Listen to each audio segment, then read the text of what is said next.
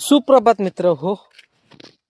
तर सकाळी सकाळीच एक किस्सा तुमच्यापर्यंत शेअर करायचा होता आहे.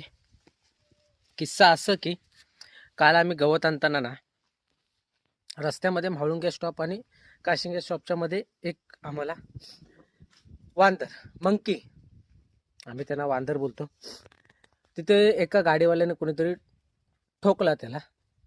आणि जस्ट आम्ही तिथं पोचलो होतो, म्हणजे नुकतंच झाला हा किस्सा घडला होता. तर जस्ट मी गाडी थांबवली आणि त्याला रस्त्याच्या बाजूला नेऊन ठेवली ती बॉडी पूर्ण. तर या व्हिडिओतून सांगायचं एवढंच की कुठेतरी आपली ही काय बोलते संस्कृती विस्कळत चालली. कारण मुक्का प्राणी तो 5 मिनिटं जर उशीर झालं मी पण एक ड्रायव्हर आहे, मी पण ते समजू शकतो. जर 5 मिनिटं आपल्याला उशीर झाला तर काय फरक पडतोय. त्याने काय केलं होतं विचाराने, जर तो रस्ता क्रॉस करत असेल तर थांबू शकतो ना तिथं. त्याच्या जागी जर तो कोण असतो जो तो ठोकणारा, आणि एक व्यक्ती जात असता, त्याने तो पण हाच बोलला असताना मरू दे, मरतोय तो. तर असं होतं का म्हणे की त्याच्या जागी जर माणूस असला असता तर तो देखील त्याने पण हेच केलं असतं. की ती आपली कुठेतरी काय बोलतात संस्कृती ही भरकटत चालली आहे आणि माणुसकी पण राहिलेली नाही आहे अजिबात. आणि एक किस्सा शेअर करायचा असा होता की काल गवत हाणता हाणता मी जस्ट आमच्या बाजूच्या गावामध्ये, त्या गावाचं मी नाव घेणार नाही, मी तिथे जाऊन त्या व्यक्तीला भेटलो प्रत्यक्षात.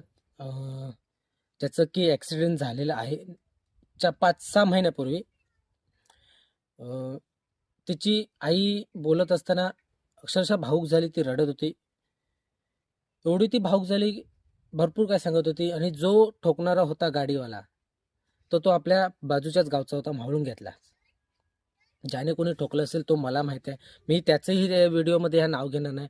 एवढंच की याच्यावरून व्हिडिओतून मला हेच सांगायचं आहे की आपली काय बोलते माणुसकी कुठेतरी कमी होत चालली आहे. तो अद्यापही व्यक्ती त्या व्यक्तीला बघायला गेलेला नाही ज्याने कोणी ठोकलं त्या व्यक्तीला.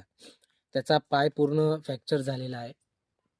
आता 2 ऑपरेशन झाले, अजून एक तरी पण सक्सेस नाही झाले, अजून एक आहे ऑपरेशन. तर आई त्याची सांगत होती, आई बोलता बोलता त्याला अजूनही काय बोलतात शिवीगाळ वगैरे काही करत नाही, म्हणजे अजूनही त्या व्यक्तीला चांगलंच बोलते. म्हणजे ती व्यक्ती अशी की ठोकल्यापासून ती व्यक्ती अजूनपर्यंत कुठे त्या व्यक्तीला बघायला गेलेली नाही. तर सांगायचं एवढंच की आपल्या एका चुकीमुळे हे आपलं पूर्ण गाव भोगते. कारण आपल्या गावाचं कुठेतरी